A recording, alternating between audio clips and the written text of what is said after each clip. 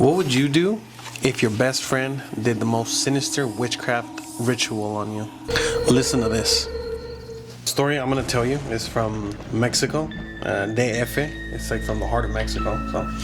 And I can't use their names because of personal reasons of theirs. So let's say Claire. She grows up with Megan, and they became really close. They met each other when they were in elementary school. The whole perfect thing. Growing up together, best friends thing. Yeah. So when they graduate high school, they decided that they wanted to become doctors, right? And once they graduated, she went to university, and then her friend wanted to tag along with her, so they both got into kind of the same career path. When they're in college or university, Claire meets a guy, and this is not just any guy. This is like the guy. He's handsome, he's tall, his hair's nice, he has a nice beard. He wants to become a doctor. His dad's a doctor, his mom's a doctor. They have clinics and all kinds of stuff. And he's flashy. Audi and nice cars. And, so this is the guy. That she likes a lot. This is like the guy. Like the perfect guy any girl would want to be with. And she didn't think she would have a shot with him, but he ended up messaging her, and she couldn't believe it. She was hysterical. She tells everything to her best friend, obviously, right? And she ends up dating him. They go get a drink of coffee, and months start passing by, and they get to know each other, and they become a relationship. Then this guy is like, he's amazing, right? According to her, when she tells her friend, he's a gentleman. He pays for everything. He takes her out. They got an apartment, and he even got to meet her parents. So this, it was getting serious. So as the months pass now, he actually proposed to her. Really? Yeah, he proposed to her. He was like, I want to get married to you. I want to give you everything. We should have a kid. So he was like a perfect, sunshine and rainbows. And then all of a sudden, out of nowhere, things turn they start taking a turn for the worst. Right. Out of nowhere, he's like, I gotta go out of town. I gotta go with my mom and dad. They got a clinic in Sonora, somewhere random. I just went in a random city.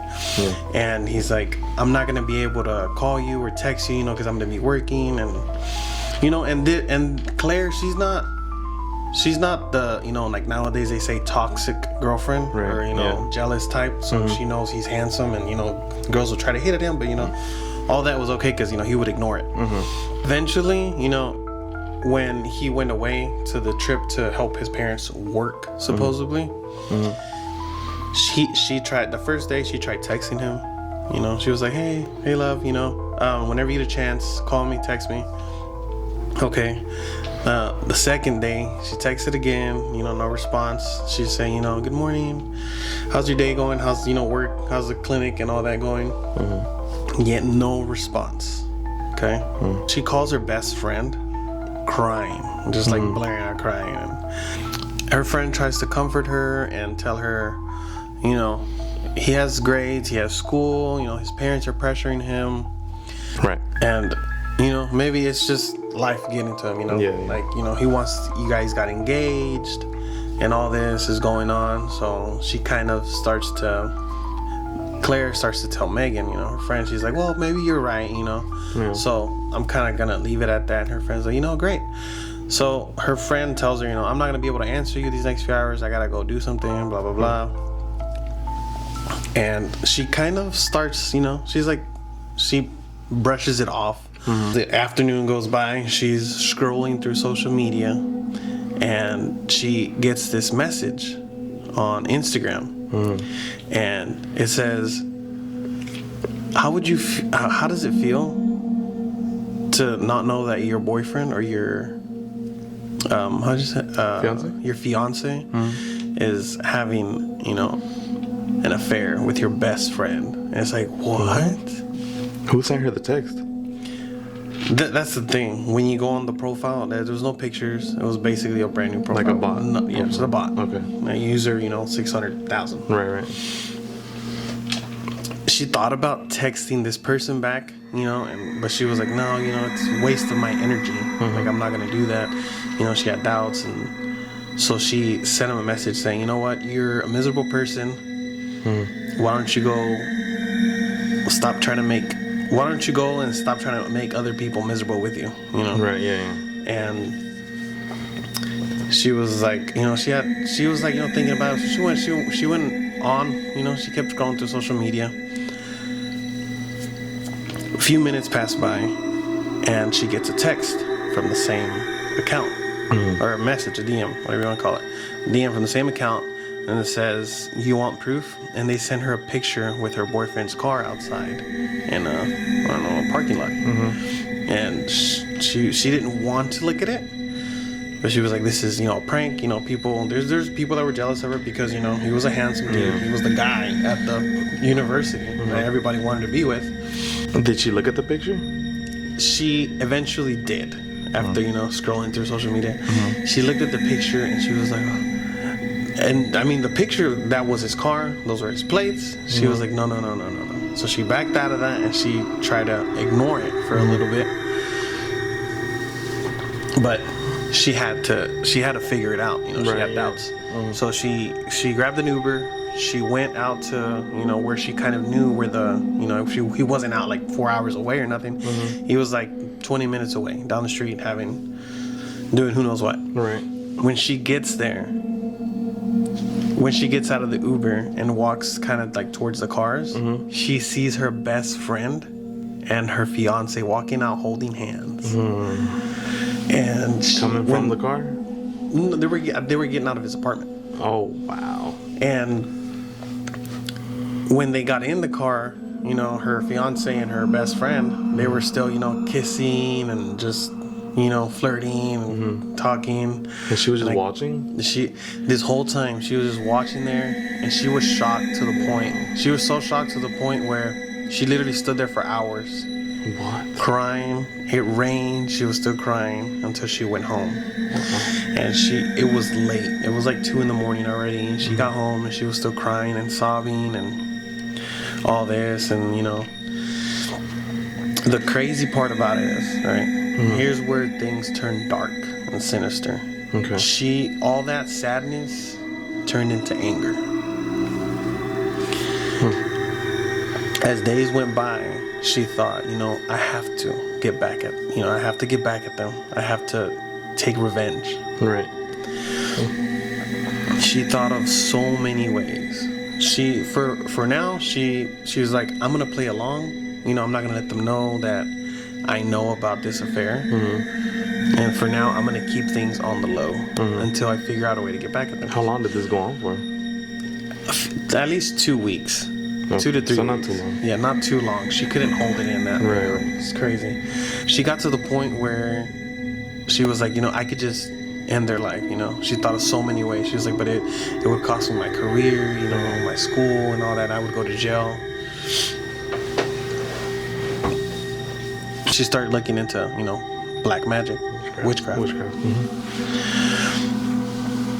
And when she was looking, I guess there's what you would call people that practice this stuff, but she was right now. All she was doing was getting scammed by people. They're because she's wealthy too. She's going to university. Her parents are paying for it. Getting her for the money. And right now they were getting her for the money until she was like, you know what, F this. I'm just gonna do it myself. Oh. And in my case, that's the worst thing you can do, because you don't know where you're getting yourself into, right? She got this book from an antique store. And this is what her plan was, right? She wanted to take their lives, and in order to do that, she needed nails, hair, something personal of theirs. And so days went on, and the instructions were for this, for this ritual to take place, she needed to go to the graveyard at 2:30 in the morning, right? But nobody could see her. Nobody was supposed to be aware that she's there. Yeah. She's supposed to go to the graveyard and take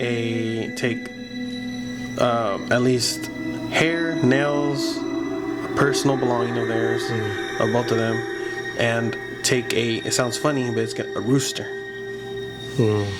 And when she's doing all that, she's supposed to kill the rooster and spill the blood over a tomb. Over a tomb. Or a tombstone. Yeah.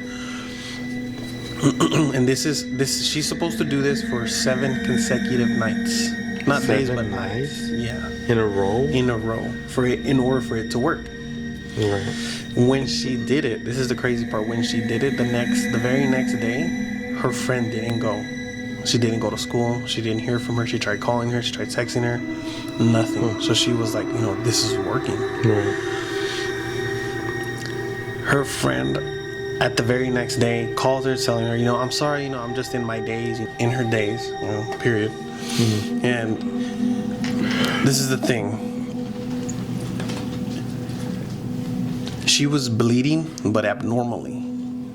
Like, after, she talked to her and everything, the very next day, the following day, she had to go to the hospital. Because she was, like, literally gushing out blood. And her parents were, like, freaking out. So now, she was like, that's all going on there. It's working. And she calls her fiance and she was like, hey, love, how's everything going?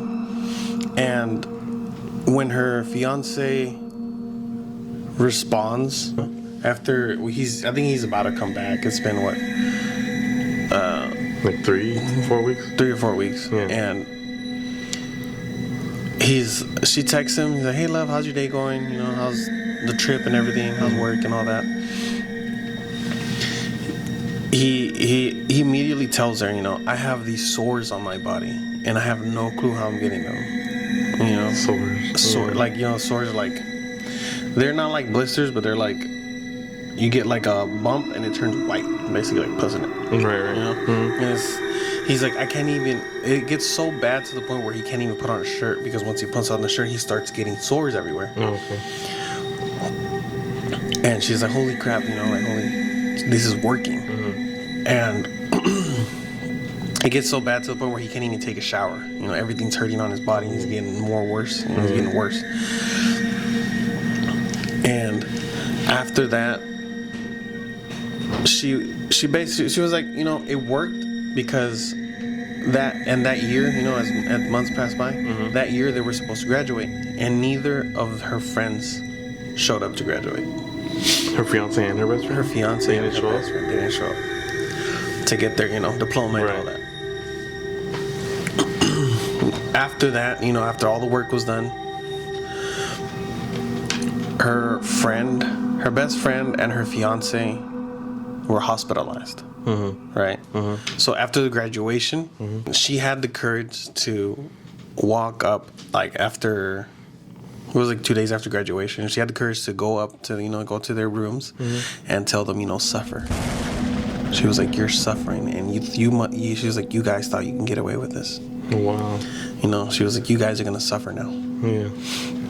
After that day, she never saw them again. She went about her life, and this is where things turn even worse. For Claire.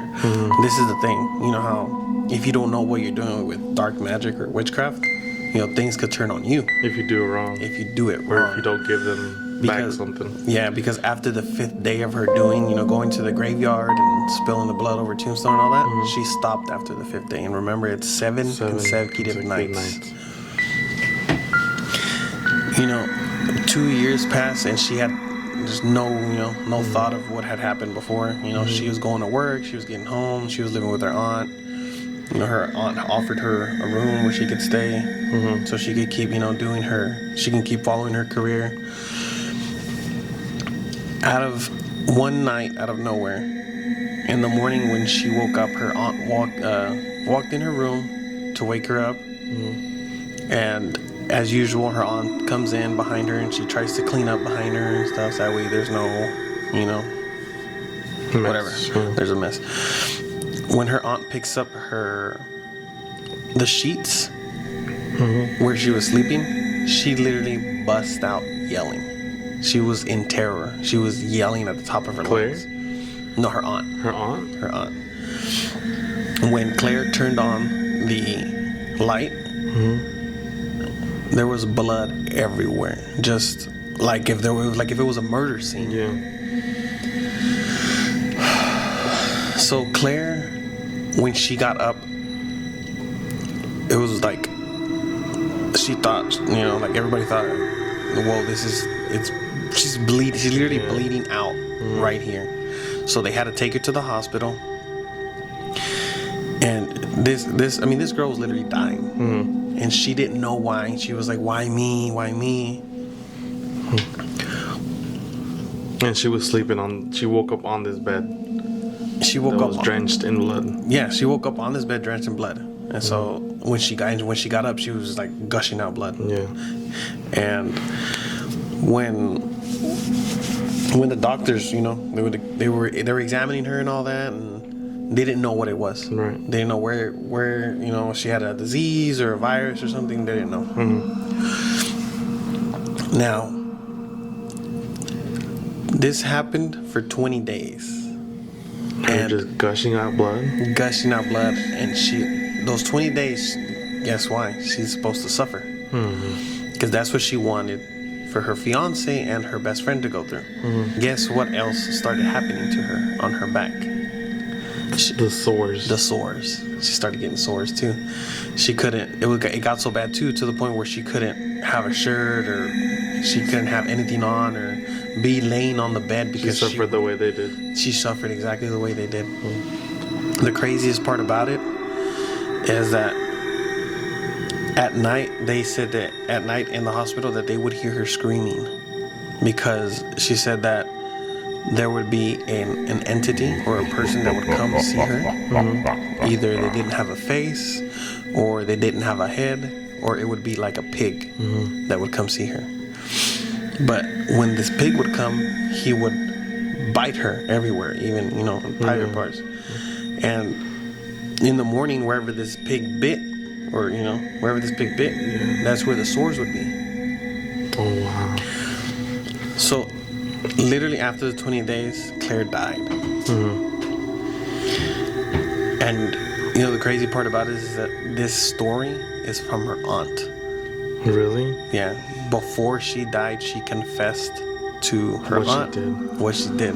She told them everything about the witchcraft and how she had to go to the graveyard and like crazy stuff. Her aunt was so, and this story was crazy to me because I'm like, these are our roots. Our family doesn't do it, but this is our roots. Right. And her aunt was mortified about the story that she had to go tell a priest the story. That way, everything that she said it wouldn't follow released. Yeah. And this is like one of the craziest stories I've heard. Really? This story actually took a turn that I didn't expect. I thought her best friend would be jealous of everything she got, the man, the career, everything. Yeah, and I thought that too, right? And I was that surprised me. It instead of her best friend doing witchcraft or dark magic on her, she did it on them. Yeah, that surprised me, yeah. So what would you do if this happened to you? We'll be looking for more true stories like this, so make sure you follow.